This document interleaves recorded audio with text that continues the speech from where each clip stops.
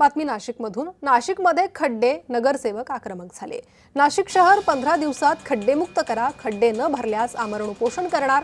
राष्ट्रवादीच्या नगरसेविका हेमलता पाटील यांनी मनपाला हा थेट इशारा दिलाय।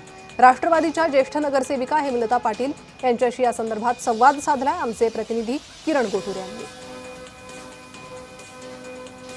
माझ्यासोबत राष्ट्रवादी काँग्रेसचे नेता आणि नगरसेविका आहेत जे हेमलता पाटील। तरी इतक्या मोठ्या प्रमाणात खड्डे अनेक वर्षानंतर हे नाशिकमध्ये पाहायला मिळत आहेत। एक अशा पद्धतीचं ट्विट आपण केलेलं आहे, नेमकं काय म्हणायचं आपल्याला? मी 35 वर्षापासून नगरसेविका म्हणून काम करते। हे खड्डे फक्त पावसामुळे नाहीत, शहरामध्ये प्रचंड पाऊस होतो। नाशिकमध्ये पहिल्यापासून खूप जास्त पाऊस होतो। यावर्षी तुलनेने खूप कमी पाऊस झालाय, पण केवळ नियोजन नसल्यामुळे, म्हणजे सिंहस्थाच्या नावावरती एकाच वेळी संपूर्ण शहर फोडण्याचं जे काम केलं, म्हणजे गल्लीतले रस्ते फोडले, मेन रस्ते फोडले आणि स्मार्ट सिटी, कुंभमेळा प्राधिकरण, नाशिक महानगरपालिका, MNGL ह्या कोणाचा कोणाशी समन्वय नाहीये।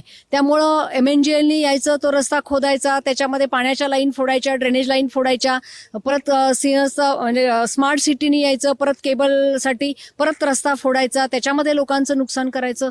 लोक अक्षरशः परेशान आहेत आणि शहरामध्ये जी अभूतपूर्व परिस्थिती झालेली आहे ते केवळ नियोजनाचा अभाव असल्यामुळे झालेली आहे आणि त्याच्या विरुद्ध आमचा सगळा एल्गार आहे। महानगरपालिकेकडे कुठलीही यंत्रणा नाही आता कशा पद्धतीने काम करायचं। आपण बघितलं असेल की खड्ड्यामध्ये रोज असंख्य लोक पडतात, रोज इतक्या मारामाऱ्या होतात, ट्रॅफिक जाम होतात, काही लोक मृत्युमुखी पडलेले आहेत आणि प्रशासनाकडे याचं उत्तर नाहीये आणि म्हणून हे आंदोलन मी सुरू करते। आपण नेमकं काय जे आंदोलन करणार आहे आणि प्रशासनाशी आपलं काही बोलणं झालंय का या मुद्द्यावर? प्रशासनाशी मी रोजच संपर्कात असते। 24/7 काम करणारे आम्ही लोक आहोत, त्यामुळे सकाळपासून प्रशासनातल्या अधिकाऱ्यांच्या सोबतच आम्ही फिरत असतो, लोकांची कामं करत असतो।